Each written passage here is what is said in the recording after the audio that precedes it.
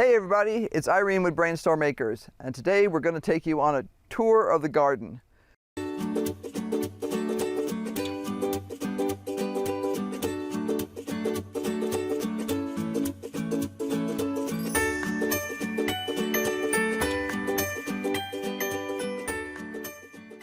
Now the garden I'm going to take you on a tour of today is the flower garden.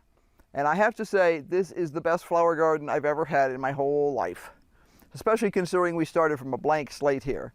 Now when we were renting houses, sometimes moved into a house that had some good basic structure with some trees and some bushes and stuff. And it was possible to make it look really good just by adding a few flowers, annuals. But when we moved here, there was nothing. The previous people had basically stripped the area around the trailer that they were living in, which is where we lived while we were building the house. And this year we decided we were going to increase the number of beds we had in the garden because we wanted flowers. So we have flowers. Now, my goal with this garden was to create a basic structure that was large enough to be able to be watered and retain water well in our climate.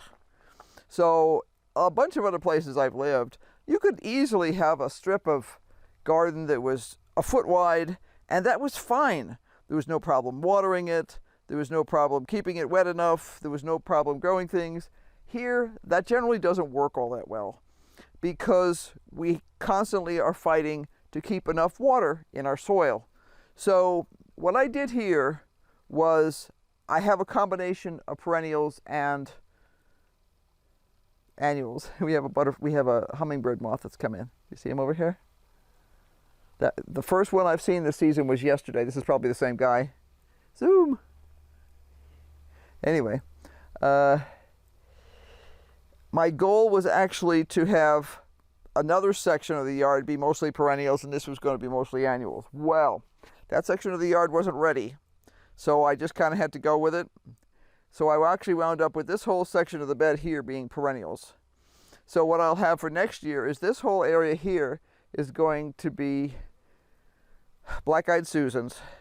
And then the rest of this, a lot of these are self-seeding. In other words, these marigolds, for instance, will tend to self-seed. This is a sulfur butterfly, by the way. I don't know if you can see him or not.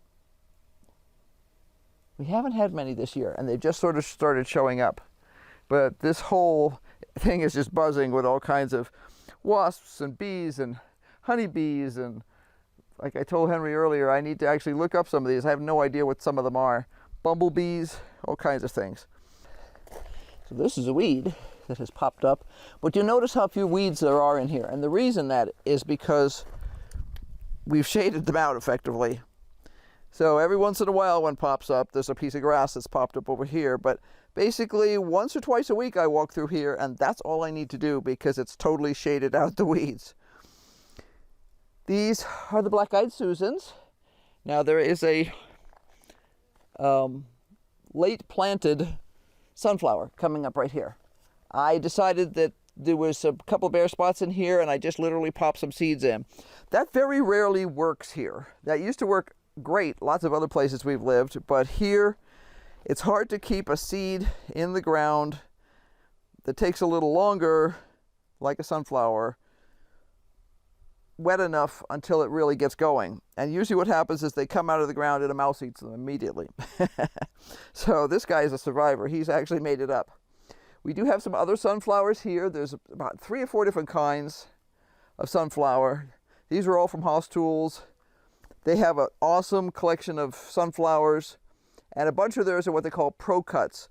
The problem with regular sunflowers is if you cut them and put them in your house, they will disgorge huge quantities of pollen all over the place, make a heck of a mess. So the pro cuts are designed to be used as cut flowers, so they don't do that. So several of these are pro cuts. I actually, we'll put up the names when we're actually doing the video editing, but I couldn't tell you the name of them. One of the problems is I bought them at different times, so I don't have like a uniform thought process on this whole thing. These are celosia. These are also from House Tools. I have two different kinds. One is chief and the other I forgot the name of. And there's another kind over here. These kind of look like a feather. And the other one over here looks like a brain. In the center here, these pink guys are Cosmos. And we were totally psyched with those this year. Those are also from Haas Tools. And in previous years, I've grown Cosmos. We love them. They're beautiful. But the only thing I ever got was either white or super, super pale pink. But these are just gorgeous. And we actually have some that were even darker than this in terms of pinks. So I will definitely be growing these again next year, probably in larger quantities. Now, as you can tell from this bed, I like zinnias. And we have several kinds in here. Most of them are from Haas Tools, but there are some old seeds from Johnny's and actually some new seeds from Johnny's too. There's a mix, an Oklahoma mix from Johnny's. There's cactus from Haas. There's Bennery Giant from Haas. And then I'll show you my favorite one when we get around to the other side. It's a small one, but it's just too cool.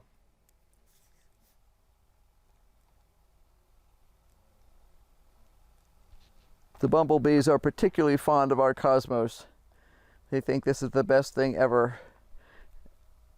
And you can hardly ever come out here when there's not a big fat bumblebee on a Cosmos. These Cosmos have been blooming for probably at least a month. And the instructions with these actually have a very nice long stem to them, so they actually make a good cut flower. Some Cosmos have too short a stem, but this variety from Haas is perfect for cut flowers. Because it has a long stem, and it actually holds for quite several days in a vase. I've done that several times this year.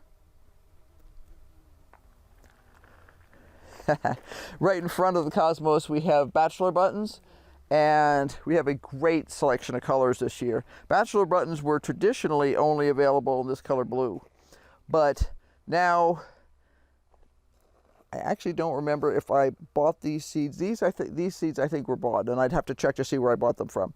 But I do have some on the other side that are our own seeds that we've saved, and they're coming up like crazy. And some of the other ones on the other side that are pink, I know were saved seeds. But this is a mix, and I like having that mix because I love the changes in colors between the different color pinks and the blues and whites and all that sort of stuff. These guys are Gomphrena, also known as globe amaranth, and they come in a bunch of different colors. I'm really fond of the fuchsias and the pinks. These make an awesome dried flower. So if I were to just chop this guy off and not put him in water, he would stay like this for probably a year and a half. You'll gradually lose the color, but they make a great addition to dried flower arrangements. And they hold really well without any kind of special treatment. Just let them dry. These guys down here are actually a type of marigold. And I love these guys. One of the reasons we planted some of the things in here that we did is that we know that these marigolds and the bachelor buttons will definitely reseed. The Cosmos sometimes reseeds around here, but it's not super reliable. But I'm really happy with the way they turned out. And there's a praying mantis over here. A little baby, and it's a girl, and it's eating a bug, and it's right there.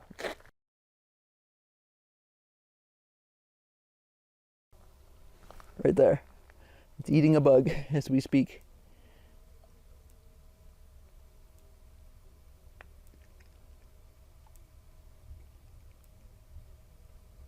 Unfortunately, sometimes the praying mantises will get bees and other pollinators on these plants. Sometimes I move them over into the veggies so that they can eat things I want them to eat. Now, this is my favorite zinnia in the world. This is called Jazzy, and it is from Johnny's Select Seeds. Look at those flowers. They come in all different colors, and they have the most amazing patterns to them. They remind me of, you know, like fractals and stuff like that. There's one of our fat furry bumblebees. See how furry his legs are? And he's covered with pollen.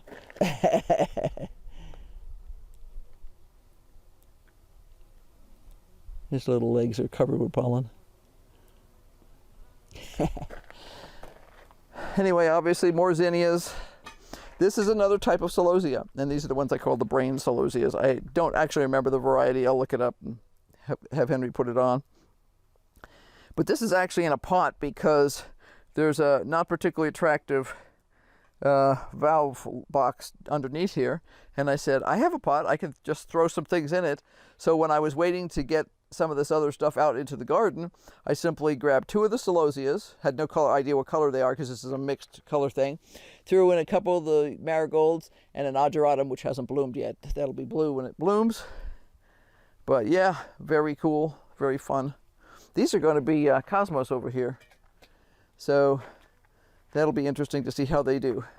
We've had 1 flower off of that so far, and this comes over into the edge of the bed along the house. So we have some hollyhocks, we have bachelor buttons, we have these are wood violets that are actually, I think, a native. They were given to us a number of years ago by somebody we knew up in Flagstaff, and with them came the Johnny Jump Ups over here, also known as violas. And I just let those run wild because they will self-seed and go crazy. And this is actually California poppies, and these will also self-seed and go crazy. These things are full of seeds.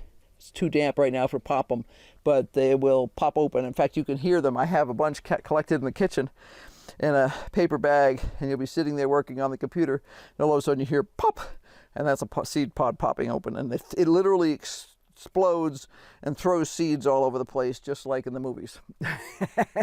This section of garden here is a nice messy conglomeration of perennials and some annuals and self-seeded plants and a few pieces of grass that have come up that I need to pull out. The basis for this bed was the old bed, which had a bunch of dianthus in it. I love these dianthus. And it had some hollyhocks and the wood violets and the violas. The California poppies came in last year. I added some lupins this year and just kind of let it go crazy. But every once in a while there's a new spike of flowers. This is some peppermint that I didn't plant here, but that has come over here. So I'll need to control that because this peppermint will take over the entire bed if I allow it to. There are also a few other things in here. This is mostly a mix of all that. There's some marigolds that are coming up in here. There are a couple of sweet peas back here that have not done particularly well. I was experimenting with sweet peas this year to see if I could get them to do, and they just haven't. Sweet peas don't seem to like our yard here, but we're going to keep trying because I love sweet peas.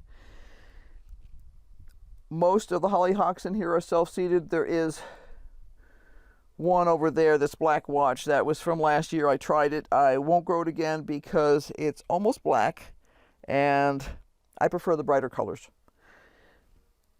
But it will mix in with all the other hollyhocks in the yard, do their thing. This is a self-seeded cosmos, so we have no idea what color that would be. These were some very cute sunflowers from Haas. Everything blew over in one of the big storms we had, so they flopped over, and I'm just leaving them. There's actually some strawberries under there that I need to peek at once in a while. And here's a random little ageratum plant that I think I just stuck over there because I had one left or something like that. So this is a very messy bed, but it's kind of fun because you still get some great flower combinations out of it. And yeah, flowers are never a bad thing. These dianthus are cool. They bloom for months on the same puffball on top. And they have so far overwintered well here. So we have some new ones in this year. And it's hard for me to sort the new from the old now.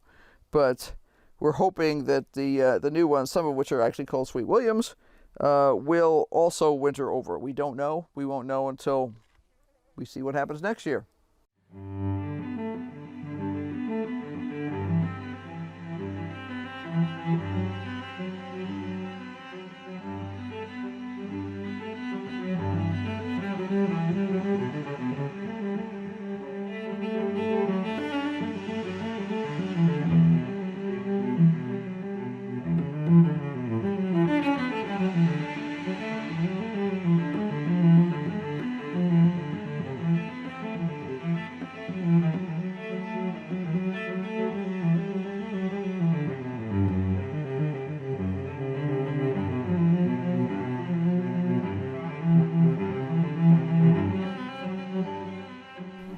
This is the other new big bed that we made this year.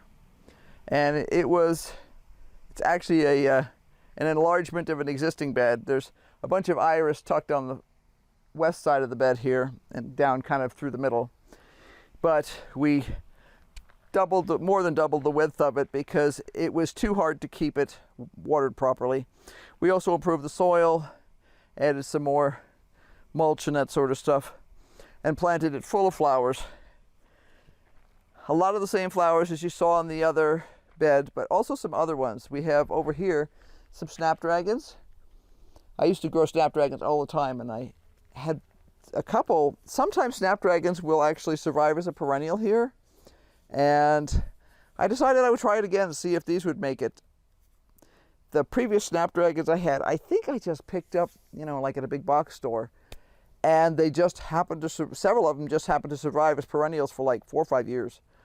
So I had a couple of plants in the yard that would just bloom every summer, and they were in random places too, which was kind of bizarre, but I always made sure they got watered.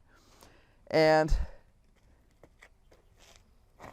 so it was kind of fun to have snapdragons back because our last snapdragon plant finally died. According to something I read, they can be a short-lived perennial, but that means they're only good for a few years before they need to be replaced. So I have bachelor buttons, snapdragons, zinnias of various kinds, including jazzy, because you'll see there's some more of the crazy little guys down here. An assortment of colors. Some more of the celosia. The celosia has been completely squished. The bachelor buttons fell over in one of the big windstorms. So the celosia is still under here, but it's just kind of peeking out now because we had some really, really horrific winds. And I was really kind of very pleased that it didn't break the sunflowers, but it did kind of knock down the bachelor buttons, which fell over on the celosias. Celosias don't seem to mind too much. They're still getting water and they're still getting sun, so they're still blooming. They're just a little less obvious than they were before. This is the first year I've grown ageratum here. I'm really picky about things like this, I have to admit. I mean, it's a nice looking plant, but yeah, it's okay, I actually haven't tried to use it as a cut flower. I don't know if it would work as a cut flower. I have my doubts. It just doesn't look right. But I've got plenty of the globe amaranth in here, and the marigolds, more of the jazzy zinnias, more of the other variety of celosia, what I call the brain celosia. Lots of the gomphrena. This is another type of gomphrena called Carmen. The reason some of these look like a stick is because I've cut a few of them. And that one I suspect I didn't cut. I suspect that one was probably chomped by something. But there's some white ones. This is the color that I have most of. It's a really beautiful fuchsia color. We also have some really nice looking cosmos over here. And these are cool because we got the really deep fuchsia ones, and then we got some lighter pink ones. And when the pink flowers are brand new, they are kind of stripy. It's actually really kind of cool. There's a lower section of plants in here. These are actually Sweet Williams. They were supposed to grow up.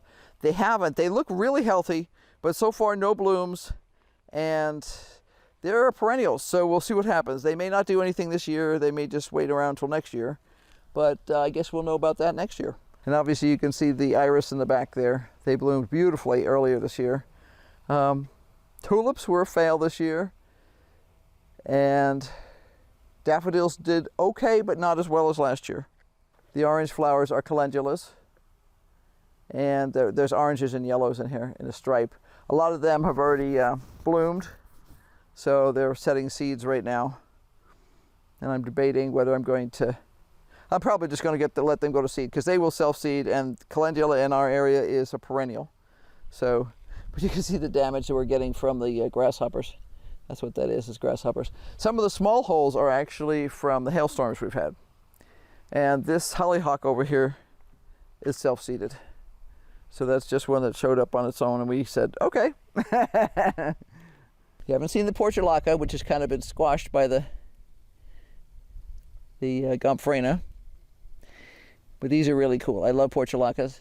And we have some more around the front on the other side by the front gate in what is supposed to be our perennial bed. The perennial bed went in really late, so it's not nearly as far along, and it doesn't have as many cool plants in it. But the goal with this was to create a bed that would largely come back by itself every year. So these are calendulas, and they will come back by themselves. Bachelor buttons will self-seed throughout this whole thing. Portulacas I have never been able to get to come back, but man, we have had the best display of portulacas ever. Now this bed has been just one giant weed, and I've been trying to get out here every day to pull grass, and it's been mostly grass. So every time after it rains, I'll come out here and I'll just yank out a few more grass plants. I have some celosia over here, the brain kind. I had to think about which kind, the brain kind. And this is our cardinal flower. It's a cardinal climber, I think they call it. It's seeds that we picked up probably 4 years ago at Lehman's in Kidron, Ohio. And it's climbing on the fence, and it has really, I don't see any flowers today, but it has really pretty little red flowers. I try to get in here every couple of days to make sure they keep going up the fence rather than along the ground here. This here is Echinacea purpurea, which is the big purple Echinacea flowers. This is our other bed right by the front door. I keep staking this guy up, but the winds have been so high that he keeps wanting to fly over. Self-seeded hollyhock. We have some things in here that are self-seeded, some things that I seeded from our saved seeds, and a few things that were planted. So the zinnias were planted in here, and these are all dwarf zinnias. I think those are Johnny's. This is new to us this year. This is a type of poppy, so it'll be really fun to see how it comes out. It had a rough start because we had trouble with it in the greenhouse, but this is the first time I've ever been able to get it to do anything, so I was very pleased. These are Love in the Mist that I transplanted. I threw in some old seeds from Love in the Mist, and which is also called Nigella, and from the marigolds that we had saved ourselves. So a lot of these little weedy looking things are actually not weeds. They are marigolds that are coming up. On the larger ones, you can see they've already got the distinctive marigold leaves. On some of the smaller ones, there's actually not many weeds in here. So they're actually mostly flowers. There's columbine over here, right by the door. It's been coming back despite all its trials and tribulations. This end of the bed down here is chrysanthemums. I started with 3 chrysanthemum plants from a big box store. They did super the first year. Then they got really chewed to death by gophers, because that was at the time frame when we didn't know about protecting the beds completely. And they're doing okay. This one, the yellow one, almost always blooms at different times than these guys. When I bought them, they were all set to bloom, of course, because that's the way they set them up at the big box store. But they now don't seem to bloom at the same time. I don't actually remember what colors these other ones are. I want to say some sort of a reddish rustus color, but the yellow ones definitely, they bloomed already this year. The plant didn't love life this year, but it seems to be doing better now. This was a cutting from one of my big lavenders when I had to beat the lavender back into submission because it was taking over the world. I stuck one of them here, and it loves the location. It gets some shade in the morning, it gets direct sun in the afternoon. It's got enough water because it does have irrigation on it. It's kind of messy right now, but it's still loving life. Well, I hope you enjoyed the little garden tour today. This is the last section of the garden right by the front door. We've got a pot with some ageratum, wood violets. I'm not sure what that one is. It'll be a mystery. And lots of marigolds. Tons more zinnias, another cosmos, and a bunch of cosmos and the brain just fell out. Columbine and hollyhocks. And obviously our bucket garden is back here. I always wanted to call it a pot garden, but that's different. It's a bucket garden. I love English country gardens. I do. And we don't have any permanent bushes or anything here, so it's hard to create a structure. But so far, so good. Next year I'm going to work on using more of the sunflowers and some of the other taller annuals to provide some more of that structure. But Really enjoying it this year. Hope you guys have enjoyed it too. If you have specific questions about flowers or anything else that we grew, let me know. I'll be glad to answer them. So be sure to like, subscribe, hit that notification bell, because obviously we have lots going on here. And this is just the flower part of the garden, not the veggie part. So, by the way, the tomatoes are starting to come off, and soon we'll be doing another taste test. So until next time, bye.